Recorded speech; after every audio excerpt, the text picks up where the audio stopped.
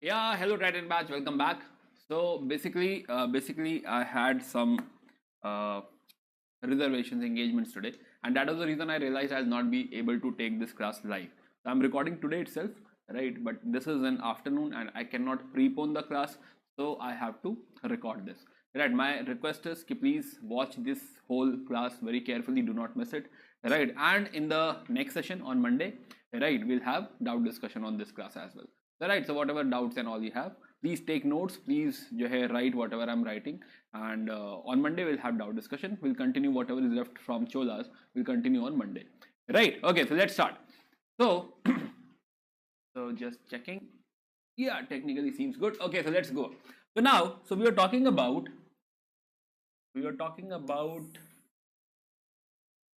or till this point we have already covered our A zone. Right, A zone important dynasties. So basically from 600 to 750 or 550 to 750. We have already seen this era. We have seen Harsha, we have seen Chalukyas, Pulakesin, we have seen Pallavas as well. Right. In B zone, we have already discussed. In B zone, we have already seen our Gurjar Pratiharas, and we realized that how important Gurjar Pratiharas are, right? And they are important, very very important, because they are the one who are providing us with this shield towards the Arabic invasions. Second, we realized another kingdom which is over here, fighter kingdom, right? Which is Kutas, right? Then third we have over here. Third is towards Bengal, which is Palas. Also from Pallavas, right? From Pallavas, there are their feudatories. So during this zone, close to 850 somewhere, a small kingdom will arise and then it will expand, and it will expand into your Cholas. So Cholas major story, or the main story, or the peak of Cholas is in this time frame, or on the boundary, right? It is close to 1000 BC. So 1000 BC, sorry, 1000 CE. So 1000 CE is important for Cholas. Right. Also, yesterday we realized that there are two invasions. There are two invasions. One at 1000, who is Gajni, right, and that is creating the boundary as well. Another important the invasion is of Ghori. Right. Also, this Gurjar Pratiharas, this will split into. We realized this will split into small kingdoms: Chauhan, Chandelas, Parmars, right, Tomars. Like these small kingdoms will be formed. So basically, this era from 1000 to 1200, this is bit chaotic. There is rise of Rajputs. Right. Similarly, this Chola will expand, and the South India in this zone is mostly Cholas. Yeah, Cholas. So Cholas story will start from roughly 1000. So we can say Cholas are in C zone only. Right, we can consider that as well. It's fine. Right, so we'll come back to Cholas. We'll start our discussion. We'll start our discussion about Cholas. But after discussing what we have left here. Right, so here we are yet to talk about the administration part. Right, and now we discussed that we decided that we will do this in a combined format, because all the three have similar administration pattern, right? Or you can say this era is of similar administration pattern, right? So we'll find a lot of similarity, right? In South India, a lot of focus on the rural administration. Otherwise the basic administration, what we have seen, basic decentralized feudal administration, center not very strong, hereditary posts and all, right? And all those things will happen here as well. So first of all, let's talk about the administration in this phase, administration in this zone. So let's talk about administration in your B zone during Palas, Rajputas, and Gurjar Pratiharas. Yeah, so let's talk about king, right? So that is our expectation. Administration starts from the king, right? So king is the core. So here also we will realize that king is the core. Again, king has to be core. Every other, you can say, function is emanating out of the king only. right? So king, you can say, first of all, he is core. He will lead administration. He is the head of judiciary, right? Army reports to him. So he's also, you can say that he is also commander in chief. Then you can say all the important functions are basically with him only, right? Plus he will have a palace, right? Right, they have a palace will have darbari and everybody will come. Then it is also, the palace is not only for ruling, for administration, but also it is also a cultural center, right? So there will be dance, singing, etc, etc, dance, music, right? That is all happen in the court of the king, right? Other than that, also we will realize over here that ladies, the women over here, especially royal women, they are not veiling their face. This we have already discussed yesterday. They are not veiling their face. There is no parda as such, and that's why we said we believe that there is no parda system in this particular era, right? Okay. Also, now this king position, if we see, this position is obviously hereditary. This position is obviously hereditary. Yeah. But succession rules, right, like primogeniture, etc, that is not rigid. No rigid rules. No rigid rules. Depends who is being supported, who king wants, who is worthy of being the king, right? Well trained, etc, right? So that will decide. And also maybe there is a challenger. Maybe the person is the, let's say, the youngest son, but he thinks that he can challenge and he defeats others, so he might become a king, right? So there will be a lot of exceptions, a lot of stories like this, right? Also the prince becoming a provincial governor is our basic idea, right? Prince is generally a provincial governor. Now if he is a provincial governor, then definitely it helps in training. It's like on job training. It's like right, he gets trained as a governor and later on he can become king if he performs well in the provincial governor, right? Other than that, there is one exception, where one example of Chandro Balabbe. Chandro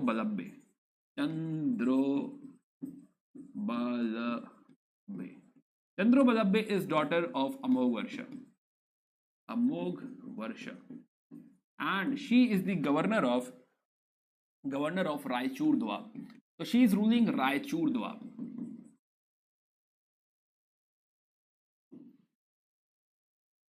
Yeah, so Raichur part is technically under Chandro Balabbe. Okay, also one more view counter to this view.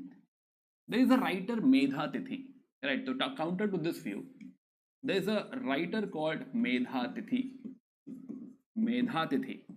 right? Medha Tithi says that, first of all, he says that there is, you can say, right to bear arms, that people can have arms. It is not like they'll have to submit all the arms and all. So they have right to bear arms. That is one thing. Also, it is possible to oppose unjust king. This is somewhere challenging the despotic behavior of the king. It is like you cannot challenge Ashoka, right? Ashoka is too strong. Nobody can challenge Ashoka because he has a lot of power, right? He is not dependent upon anyone. So he can be despotic. He can do anything he wants. But now, because the power of the king is not that much, the kings are mostly dependent upon the feudal lords, and that is the reason they cannot be despotic. They cannot do anything they want, right? And they can be opposed by the people. And if the people are aligned, or basically if the feudal lord is aligned with the people, then basically these feudal lords or these people can oppose the unjust king and they can remove him. Why? Because king is not absolute. King is not super powerful, right? King can be challenged over here. So there is a possibility of you can say opposing an unjust king. So there is nothing like absolute right? Absolute right, he has absolute right to rule. That is missing. So he cannot be despotic. He has to accommodate everyone. Right, and so absolute right is basically prescribed by Puranas, accepted, not accepted over here. Okay. Other than that, the authority of the king authority of the king comes from, right? One is basic Dharma Shastra and Vedas, Dharma Shastras, Dharma Shastra plus Vedas. But one of the important book or important source of the polity over here is also Arthashastra. Arthashastra, which also adds secular angle. Right, Arthashastra is secular. Arthashastra is like, it has nothing to do with the religion. It is purely secular book, and this provides that, you know, because of Arthashastra, and a lot of Raj Dharma will be based upon Arthashastra. So basically, Arthashastra is the main source of Raj Dharma. And that is the reason. There will be reference to Dharma Shastra and Vedas as well, but mainly Raj Dharma, all the laws or rules or regulations or the acts will be based upon Arthashastra. Policies will be based upon Arthashastra, and that is the reason, because of the source. You know, the source is secular, so you can also believe that the whole, you can say, idea or the whole, the idea of the philosophy or idea of the policy is secular. That the policies will also be secular. It will not be much biased. Of course, biased, there will be, you can say, inclination towards some religion, especially Brahmanism, but still, as far as possible, you can say it will be secular. As you can see, Dharma Shastra and Vedas are also there, so we cannot say that it is 100% secular. There is no idea or thread of religion, you know, or there is no importance of religion over here. We cannot at all say that, right? But yes, there will be limited you can say interference from the religion over here. Okay, so Medhatiti. So this is the position of monarch. This is the power of the monarch. Now the monarch or the king is being supported by ministers, right? So ministers, again this is all as per the thread or the philosophy which has started from Gupta era, right? We have seen the same thing in Harshvardhan, and same thing we are observing in your B zone, right? From 750 to 1000, right? So now if you see over here, the king is being assisted by ministers. Now, can you tell me what all things you are expecting from this minister? One thing which we definitely expect, that this minister, right? This minister will be, first of all, hereditary. Yeah, were you expecting this? Yes, we believe that right now the state is not in the position to hire, you can say, a lot of people, and we have already seen that the position has become hereditary, right? That's how the loyalty is being gained, that's how the loyalty is being captured by the kings, right? The ministers will be loyal because this position is hereditary. Also, if this is hereditary, that means this is also a rich family, elite family. Why? It's a hereditary position. Earlier father was also minister, so this is minister family only. The minister family will be an elite family, right? Okay, then yeah, here also we find various departments, right? Multiple departments. Also we'll find a lot of positions will be clubbed in one person, right? Multiple departments like foreign, defense, right? Then your treasury, etc. Then yeah, also these ministers are expected to lead military campaigns. It's like on job training, so this is on war training. You should have skin in the game, right? Military campaign, you should go and fight, right? Same as jo hai, Akbar also used to send everybody for the campaign, right? Ki haan, there is expedition, let everyone go, let all princes go, let most of the mansabdars go, right? So it is not like if you are, let's say, Birbal, hai na, so if you are, let's say, my counselor or advisor, it is not like you will not go, you will also go, everybody will go. So except for Purohit, right? Except for Purohit, it's the only exception we have over here. Only exception we have over here is not Birbal, sorry, exception is Purohit, right? Only Purohit. And he will say, I don't know fighting and all, please keep me away from fighting, let me do puja part, etc. I can advise, but I cannot go to war. So yeah, so exception is Purohit. Purohit will not be asked to go for this, but otherwise everybody will asked to, you know, go for war. Okay, other than this, let's talk about the armed forces, right? Army. of all the three kingdoms? Army. Now again, all the three kingdoms will have your elephants, right? Will have cavalry. What else? Will have infantry. That's what army is, right? It all has to be there. Nothing special. Right, the infantry, elephant, and cavalry. Now, what is special over here? Infantry, cavalry, elephants. That Palas, especially Palas, have a good navy, along with Rashtrakutas. But Palas are important. Also, Rashtrakutas also has fort. Right, fort, Kile. So Rashtrakutas are also known for forts, fortification. Plus cavalry. So for cavalry, since we don't breed horses in India, or basically horse environment is not great for breeding horses in India, especially towards the Bengal side, and that is the reason a lot of horses or good breed horses are also always imported. Right, so mostly it is imported, and if you import these horses, that means you need money, right? And if you, let's say, if you want to import, let's say 2,000 horses, or let's say 10,000 horses, it will need a lot of money, right? So this cannot be afforded by everyone. But here, because Pratiharas and Rashtrakutas are too much into war, so they can't afford to not to have horses. So they will import horse from Persia, right? Then they will import horse from Arabia, Arab, right? Arab. Then Central Asia as well. Central Asia via land.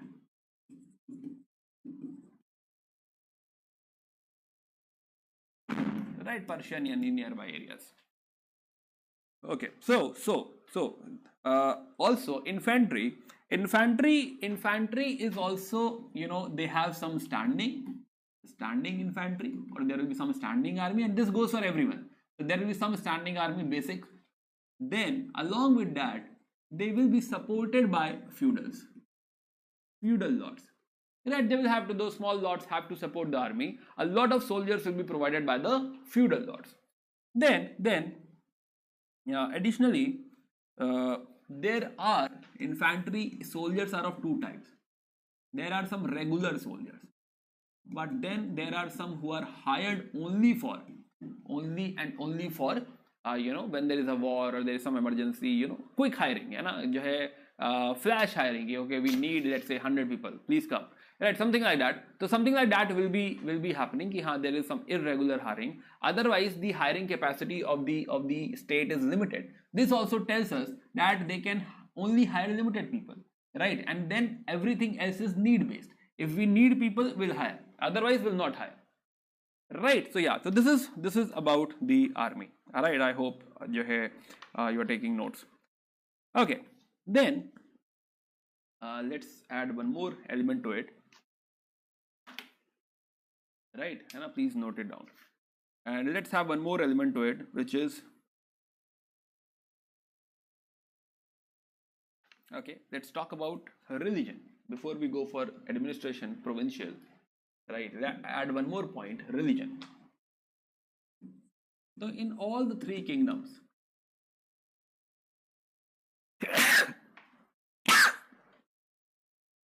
right, we'll realize that Shiv and Vishnu are important.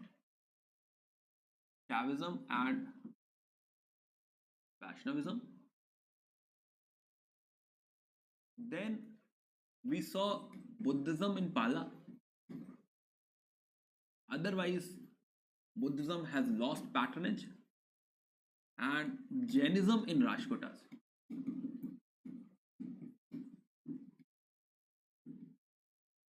Right, but both are comparatively they are getting less patronage. The major patronage is being given to Shaivism and Vaishnavism only, right? And the other two religions are not getting this much support from the kings.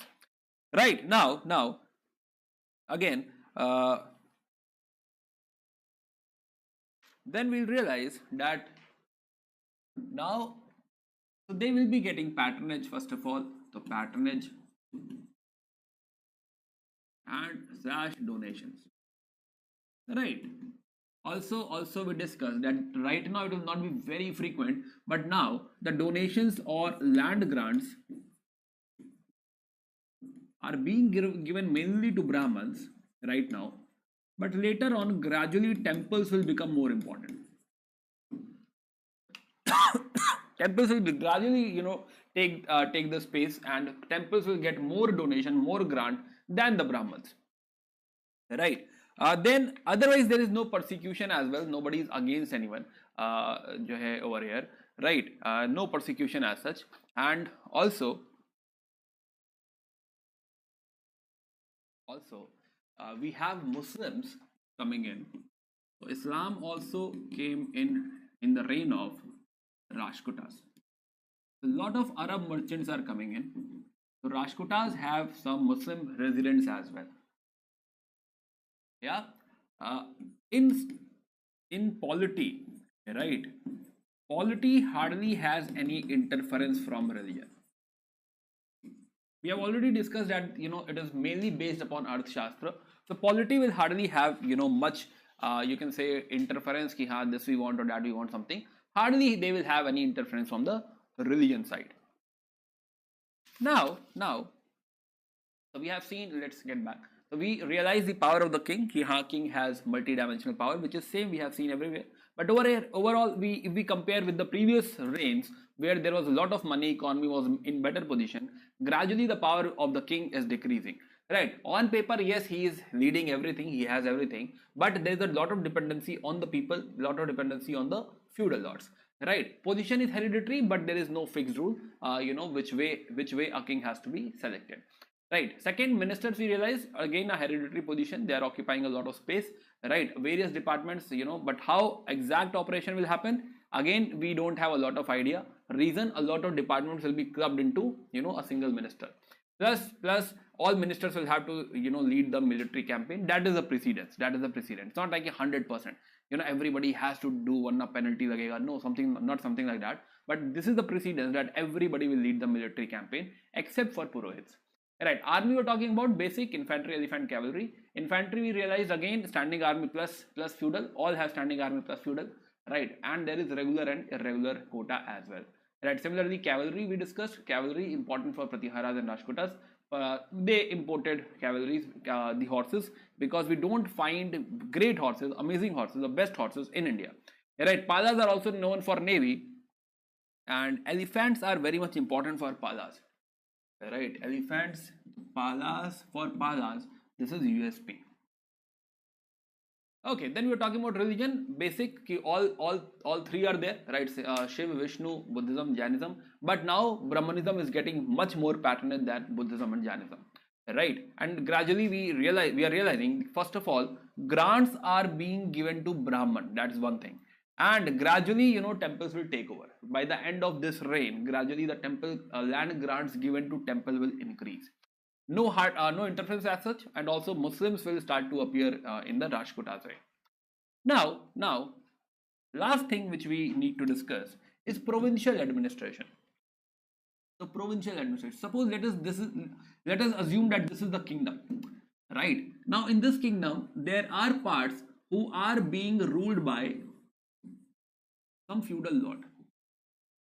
A lot of territory is being ruled by feudal lord, right? Feudal lord. Now feudal lord, depends how strong he is. He may be fully autonomous, right? This autonomy is conditional, right? If he's a very strong feudal lord, he will have a lot of autonomy, right? If he's weak feudal lord, king will have a lot of control over him, right? It depends, how big, how strong this particular feudal lord is. Second, king will try to expect or will expect a lot of loyalty from him, right? Expects loyalty, and for this sometimes there will be matrimonial alliances as well. Yeah, understood?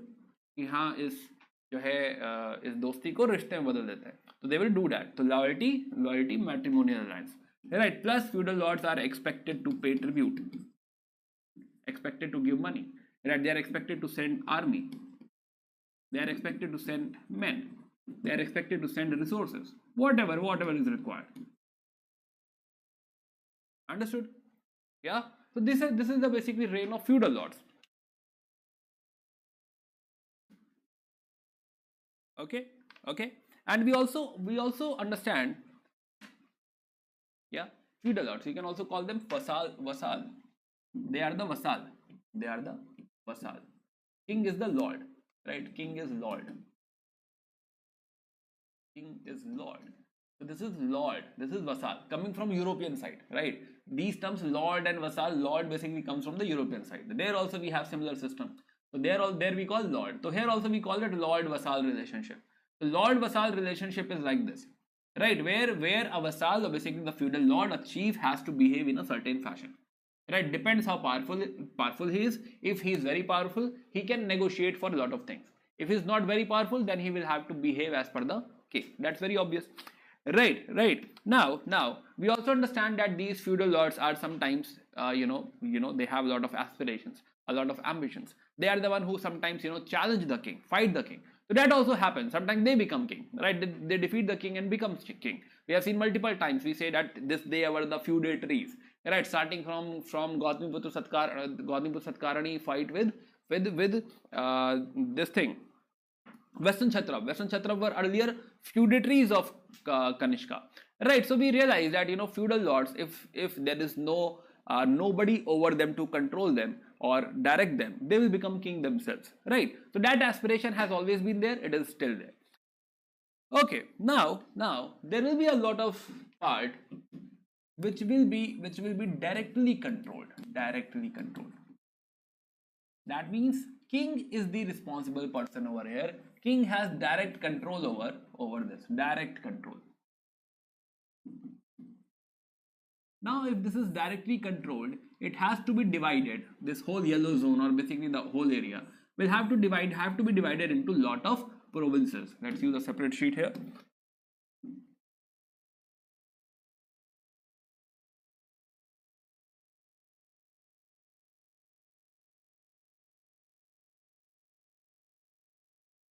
Okay. Now they will have to be divided into a lot of provinces. Right. So now let's again, as we make it,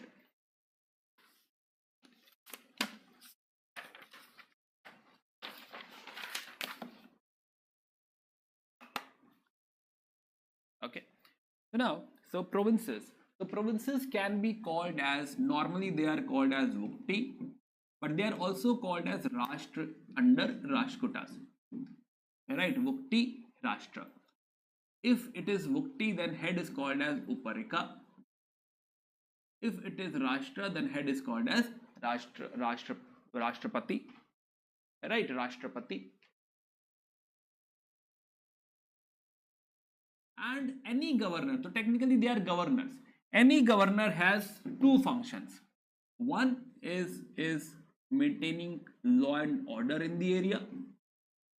Right, that happens in any governor, in any area, in any era, be it Ashoka, be it this thing, be it medieval.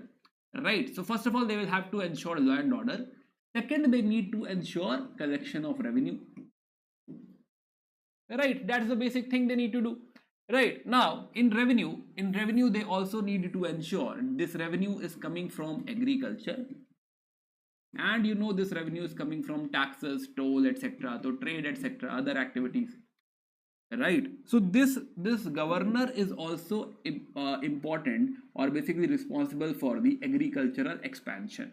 If agricultural expansion happens in his reign, in his area, that will be beneficial, or basically will be helpful in increasing the agricultural output. More agricultural output means more revenue, right? More production required. Yes, of course, required. So any governor in any era will be responsible for these things, maintaining law and order and revenue. These are two basic things any governor has to do. Right, for that they have to work on the expansion of agriculture, maybe provide irrigation over here, right? Support for irrigation, plus maybe ease of doing business should also be provided by the person, right? So all these things basically we expect from a governor. Okay, then again Second thing, this in this era, yes, this is expected, but we understand that this is a decentralized zone. Acha, again, one more thing we need to continue. So now these provinces will also be divided into districts, right? Districts. So districts basically are your Vishaya or Mandal. Vishay or Mandal. So Vishay or Mandal is district. Vishay. Somewhere it is Mandal as well. Mandala. So Vishay generally is a district. Now we have seen multiple times. So Vishay mostly is district, and the head will be Vishayapati. Simple. Vishayapati. Right, Vishayapati. Second, a smaller segment of this sub-district, you can say, is called as sub-segment, will be called as Pattala. Pattala or Bhukti. Yeah, Pattala or Bhukti. Okay, again, we understand that yes, this is good, very good, but what matters is a village, right? And we are more worried about the village administration, because the power is decentralized and has percolated into the villages. So what is happening in villages is more important to us, right? So again, let's talk about villages. So first of all, there will be villages and there will be towns. In towns, we find some posts like Kotwal. Kotwal, even we have heard this word. So Kotwal is the one responsible for law and order in the towns. But again, in the declining economy, we hardly find some towns or cities and all. So there are less states and less towns and cities. So not very relevant. What matters is a village. Village. Right, now the village has first of all, village has headman, and sometimes he's also responsible for the accounts and all. So accountant, right? Who basically handles the sometimes they have separate accountant, sometimes the headman is also responsible for the accounts. Depend how small the village is, right? Now this post is also hereditary post. Now you can imagine things.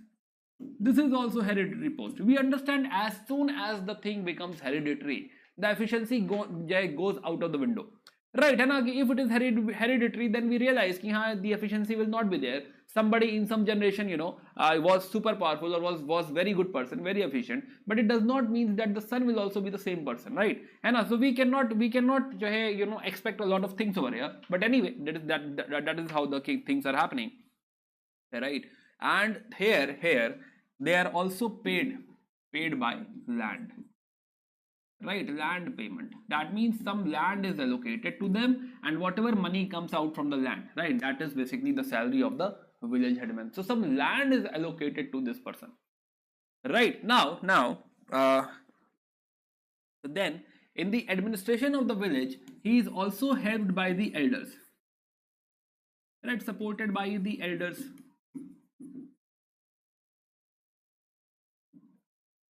Or the village people, and these elders, these village peoples are called as Gram Mahajan ya Gram Mahattara.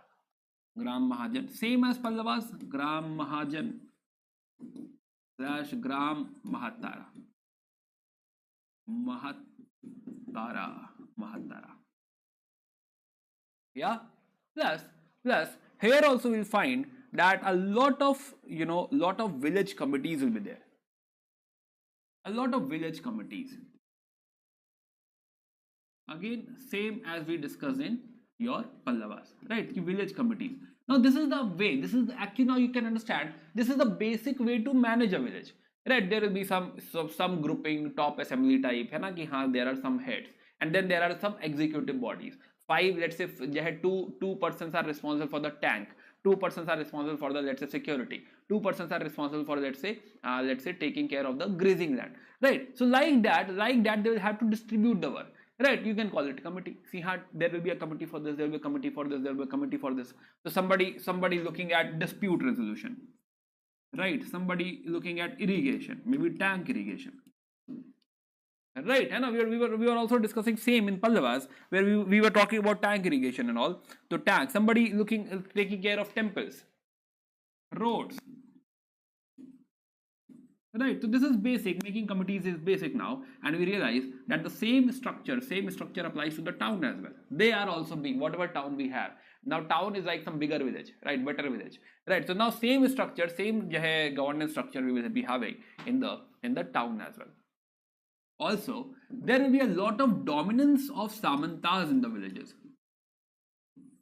Right, they will have a lot of standing in the villages, and that is how they are powerful, and that is how the king will have to depend upon Samantas, because it is not the king who is connected to the village, but it is actually the Samant or the feudal lord who is connected to the village. So because he is penetrating deep into the, you can say, the grassroots system, right? His say is much more important over here. So the village will also be associated with the Samant, not the king. So that is the reason king feels like alien. King feels like, nobody knows me, nobody supports me, right? He feels lonely and all. But sometimes he cries. No kidding. No, nothing like that. So, but and you try to understand that, yeah, the king on the top is actually dependent upon the Samantas, and the Samantas are the one, who are being contacted or basically taken care by the people, right? People know Samant, and then Samant knows the king. Right, like that, things happen. And sometimes it is like people know Samant, Samant know Samant 2, Samant 2 know Samant 3, Samant 3 knows, sometimes we find a lot of layers like this, right? Raja, Maharaja, Maharaja Dhiraj, Maharaja Dhiraj, something like that, right? So yeah, so this will happen, right? This is bound to happen. Yeah. So this is all about the administration of these three kingdoms, tripartite struggle, right? So we have finished tripartite struggle. Now, let's talk about Cholas, Ponni Selvan. Right, recently this movie came, na, Ponni Selvan. Right, it's okay if you have not seen this movie, it's fine. But the point is, Ponni Selvan is the story of Cholas, not the real story of Cholas. It's a fictional story. These articles were written by, I'm forgetting the name of the writer, but around 1950 somewhere, these articles were written, or basically the story was being written in a newspaper. So every edition a new, the story or the basically next part of the story keeps on coming, and people were like fan of the story, and later on it was compiled, and then this whole novel was formed, and that is Ponni Selvan, right? But not the real Chola story. Okay, so let's talk about the Cholas. Okay, so yeah, so let's conclude this once. So we were talking about the position of the king, right? Hereditary or challenged, right? Then we discussed the position of the ministers, then army, right? Then we have discussed the religion, which we already know, and Jainism. When we say Jainism, Rajputas, I remember the name of Amogh Varsha, right? Then we are talking about the territorial administration. Territorial administration is either by the feudal lord or by the or directly governed by some governor. Right, here also the village administration is important. Overall, now the village will be having a head and will be governed by the committees. Right, there will be some financial devolution as well. Sometimes they'll get salary, but salary is scarce now. The people hardly get salary, so there will be some land payment as well. Okay, so let's move forward. Let's talk about C section. Right, section C.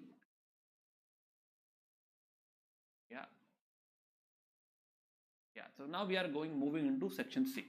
Right, section C has Cholas over here, dominating over here, Cholas. Right, so let's talk about Cholas now. Achha, this question we have already seen. Again, this question came in 1995, old question. Right, you can think about this. Right, let me tell you the, try writing answer in your copy, and then let's discuss. So now, so this question says that Vignaneshwar, Himadri, Rajshekhar, Jamutvahana, you have to tell which of them are not jurist, somebody who is not connected to judicial function. So now, if you see the option, it is basically they are trying to eliminate one option. If we can have some idea. So Vigneshwar, we realize that he wrote some commentary on Yajnavalkya Smriti, and that is connected to judicial, right? Judicial part. So yes, he should be there. So first anyway should be there. So only this one is out now. So first has to be there. Okay, didn't help much.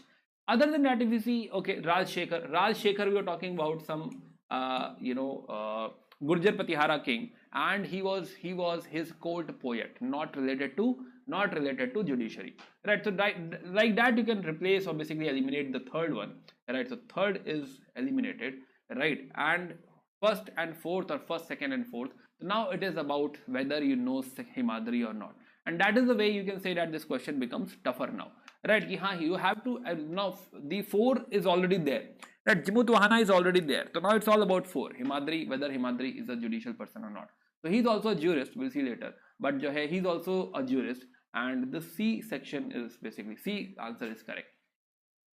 Okay, okay, so let's move ahead. Let's talk about Chola dynasty. Cholas, right? So we had discussed one Chola before, right? There was a discussion of some Chola in Sangam, remember? Yeah, so let's continue from there only. Now some bigger thing is happening, right? This Chola seems like something big, right? This whole part, what? Oh, big, right? Big. So this is the one of the biggest kingdom. See, for Karnataka, Chalukyas were important, right? But for Tamil, these Cholas, medieval Cholas, Ponni Selvan wala Cholas, but not the Ponni Selvan, right? So Ponni Selvan wala Cholas are important over here, right? So it's like golden age for Tamil, na? Something like that. Okay, so let's build up how it all started, right? Let's talk about this. Now,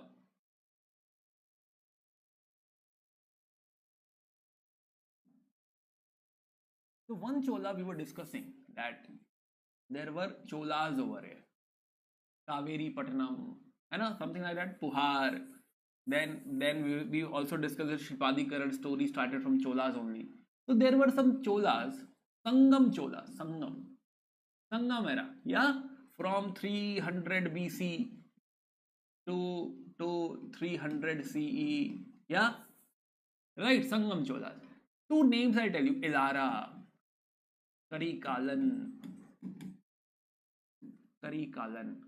Now we are going to discuss, we are going to talk about one more Chola, or the other Cholas, which are medieval Cholas, also called as later, not later Cholas, imperial Cholas. Don't say later Cholas, imperial Cholas. Right. So now the Cholas. First of all, the first question arises: are they same? Right. So again, mixed view. We don't have very solid connection. Solid connection is missing. But the kings over here, they say that they are the descendants of Karikala and the kings like him. Right, though the connection is not very clear, but most probably yes, let's say most probably yes, right? Whether they are from the same Cholas or not, yeah, we don't care, right? Don't ask me why I'm saying this, but let's go ahead with this thing that most probably they are the descendants of these Cholas only. The connection is not very well established, but maybe or most probably they are the descendants of the Sangam Cholas as only. Right, now sorry, okay, so now, so here the kingdoms were very small kingdoms, but gradually, first of all, there are river valleys, right? Kaveri, Vennar, right? A lot of river valleys are there, and gradually it will lead to agricultural surplus, right? Agricultural surplus. Then because of agricultural surplus, we will have, not only because of this agricultural surplus only, but a lot of ideas are coming from North India, right? Like polity, like temples, like religion, and again a new Chola kingdom is being established over here. And let's not say only Chola kingdom. Before there were Pallavas as well, no? Right, we discussed Pallavas and now Cholas. Cholas are basically feudatories of Pallavas. So now we are looking into Chola's kingdom. A new Chola kingdoms, or the imperial Cholas, this is how they are formed. Now here here with agricultural surplus, we are realizing that there are powerful kingdoms. This has led to creation of powerful kingdoms like this, Pallavas. Plus, this has also led to a lot of social inequality.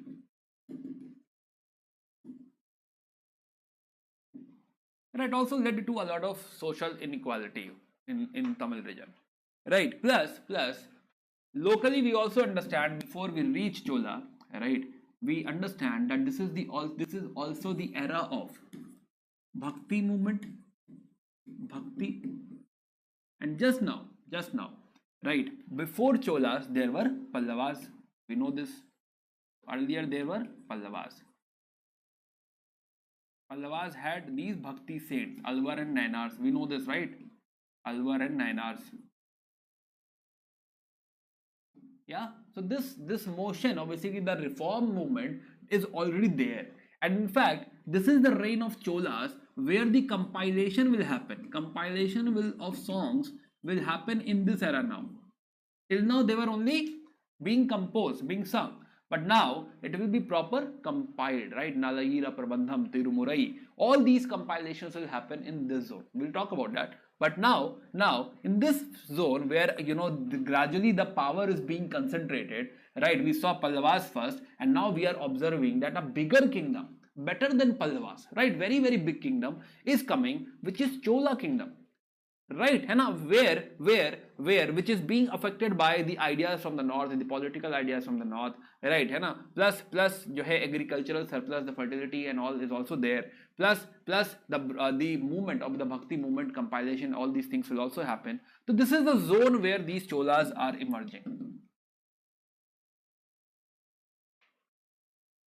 Yeah.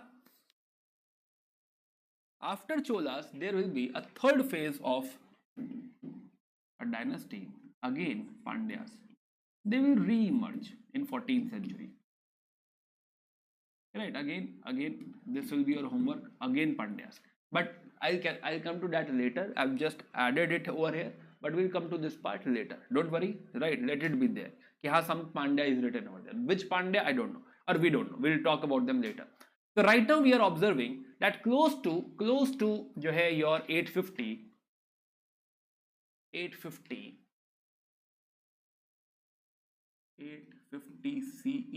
till 1270 CE roughly. Right, now it's a big जो है, you can say a long reign, 400 years, right? So now they are going to rule for 400 years, right? So now this seems like a big kingdom, very, very important, very big kingdom, right? Now so the territory will be called as Chola Nadu, right? Their territory will be called as Chola Nadu, or Chola Mandalam. Chola Mandalam is the core part. Core will be Chola Mandalam. Please write this down. Chola Mandalam means the Kaveri Delta area. Kaveri Delta area. Right, Kaveri Delta area. So Kaveri Delta part, where in Tamil Nadu where there is Kaveri, so that part is your Kora जो है Chola Mandalam, right? And from here only the word Coromandel comes, right? And later on Europeans will come and say that it is Coromandel. So yeah, so technically from there it's this Coromandel word comes. So Chola Mandalam or Coromandel, that is the core part. Now, if we see their rule will be comprised of by 12th century if you see. So this was Sangam wala part, right? This part is your Tamilakam area, right? Tamilakam, starting from over here, right? There were Tirupati hills. Over here.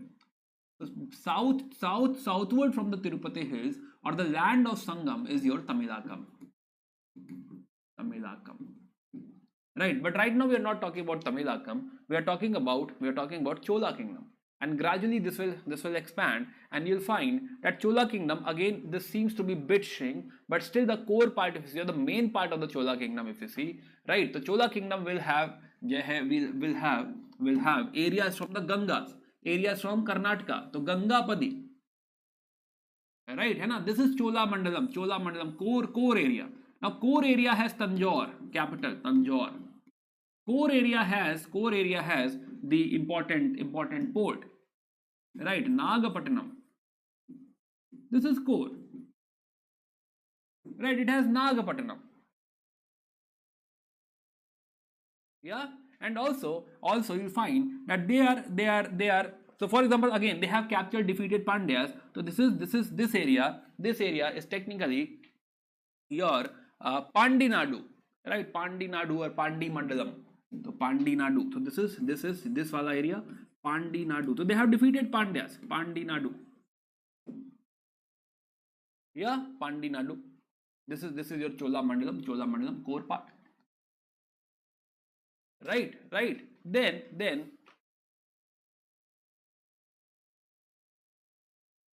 yeah, okay. So so there are two more words over here. Two more words. One is Malai Mandalam.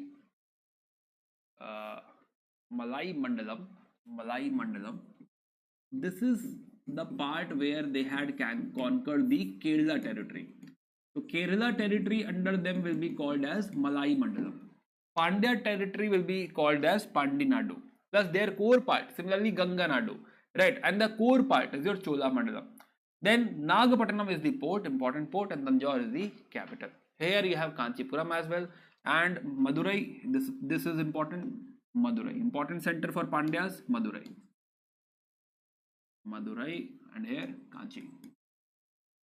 Kanchipuram. Right. So now we understand the geography. Right. And now let's. How can we forget this? So now they will expand into Sri Lanka as well. So this is Mumuddi Chola. So Mumuddi Chola Mandalam. So now they are actually reigning over Sri Lanka as well. So Mumuddi Chola Mandalam. So Mumuddi Chola. So yes. Right. So this is basically their reign, and they will expand more. This is just the beginning. Right. And we will understand that they have expanded into. So let me show you their naval expedition first before we start. So they are also known for the naval expedition.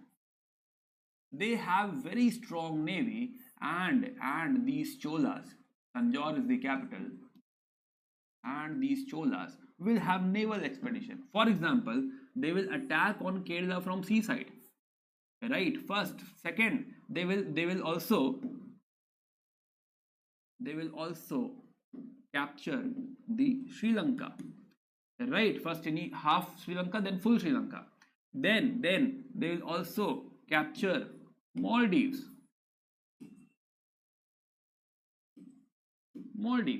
Right, plus they will even go to Sri Vijaya, Indonesia. They will defeat Sri Vijaya. Right, so now they are into Indonesia as well. Right, so Sri Vijaya, Indonesia. So they have a strong navy, and we find a lot of, even in Ponniyin Selvan, you have seen that, the other king was fighting in Sri Lanka. Right, so they are fighting in Sri Lanka. It's okay if you have not seen the movie. I'm not saying you need to see the movie. Right, okay, but yeah. So again, the star cast is super awesome, na? Jo hai Vikram and all. So yeah. Okay, even Aishwarya Rai is there, right? Okay. No, I'm not tempting you. Don't worry. So okay. So now, somebody was asking, sir, what is Tondai Mandalam? Right, Tondai Mandalam. So let me tell you, Tondai Mandalam. Tondai Mandalam is technically the border of Tamil Nadu and Andhra. Right, to this part. Right, northern Tamil Nadu, southern Andhra, this part. This is Tondai Mandalam.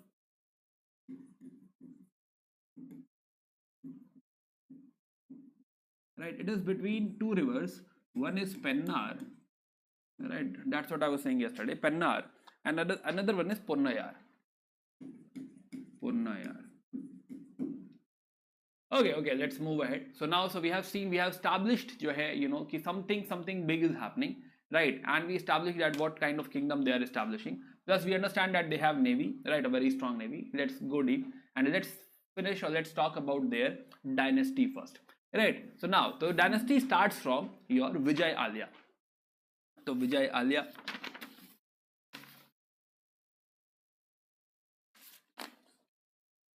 Vijay Alia.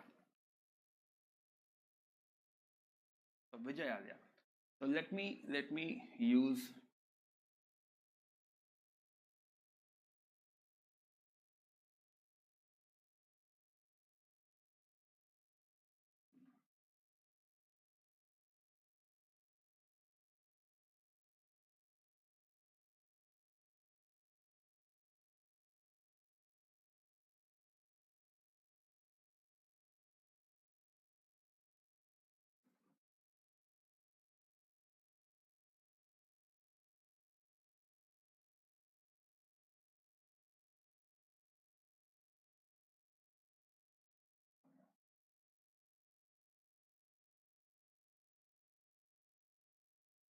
No. Okay, no issues.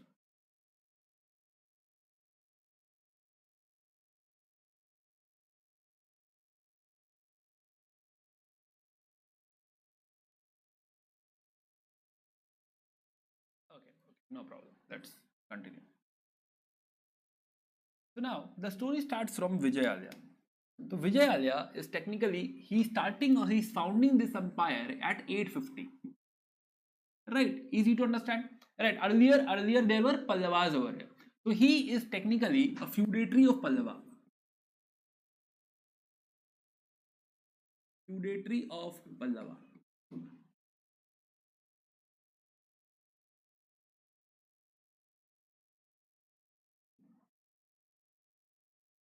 Okay, so he's technically feudatory of Pallava, right? Then so जो है, if he has to win, then he has to defeat Pallavas. So under the Pallavas, he has captured the Kaveri Delta.